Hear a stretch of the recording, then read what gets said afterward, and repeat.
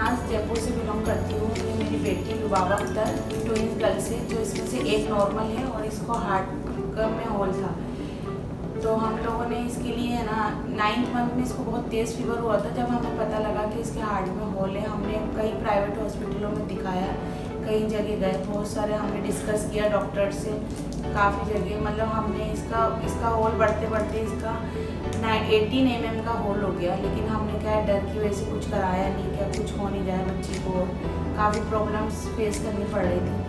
लेकिन जब हमने यहाँ आरिफ सर को और प्रशांत सर को किसी के ज़रिए, मेरी फ्रेंड के ज़रिए हम लोग यहाँ पर आए, उसको दिखाया करा, तो हमें अच्छा इनसे गाइडेंस मिला और हमारा दिल भी वो हो गया कि हमें यहीं कराना चाहिए। हम बहुत सर्टिफाइज हो गए कि हमारे लिए ये डिसीजन सबसे बेस्ट रहेगा। इसलिए हमने प्रशांत सर से और आरिफ सर से कंसल्ट करके उनसे, और सर की दोनों की नेगेटिव पॉइंट कुछ भी नहीं था आरिफ प्रशांत सर का, कि उन्होंने मुझे कन्फ्यूज़न वाला मामला नहीं रखा कि इसका ओपन हार्ट होगा या डिवाइस लगेगी। उन्होंने कहा 100% डिवाइस ही लगेगी, इसकी कोई कट नहीं लगेगा।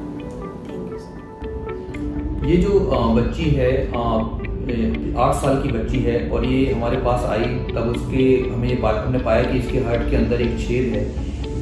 इस हार्ट के अंदर एक बहुत बड़े छेद होने की वजह से इस बच्ची को बार बार लंग्स में इन्फेक्शन होने की प्रॉब्लम हो रही थी, जिसको हम निमोनिया कहते हैं, और उसकी वजह से इसकी ग्रोथ नहीं हो पा रही थी।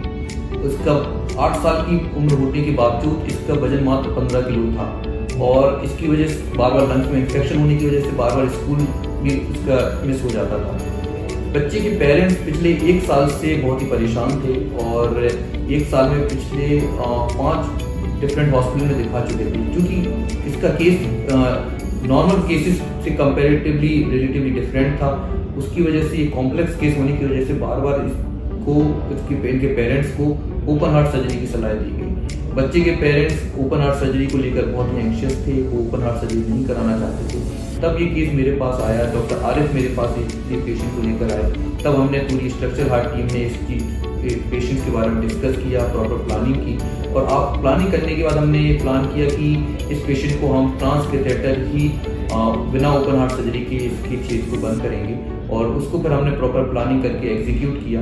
ये प्रोसीजर टोटल 45 मिनट्स के अंदर प्रोसीजर कंप्लीट हो गया था और 2 दिन बाद ही बच्चे को छुट्टी दे दी गई थी। इस पूरे प्रोसीजर के दौरान डॉक्टर आरिफ, हमारे cardiac anaesthesia team, doctor Navneet Mehta, doctor Chetna, संपूर्ण कैथ लैब स्टाफ का अच्छे से सहयोग रहा है। मैं आशा करता हूँ कि अब ये बच्ची को बार बार निमोनिया नहीं होगा और इसकी ग्रोथ भी अब तेज़ी से बढ़ेगी।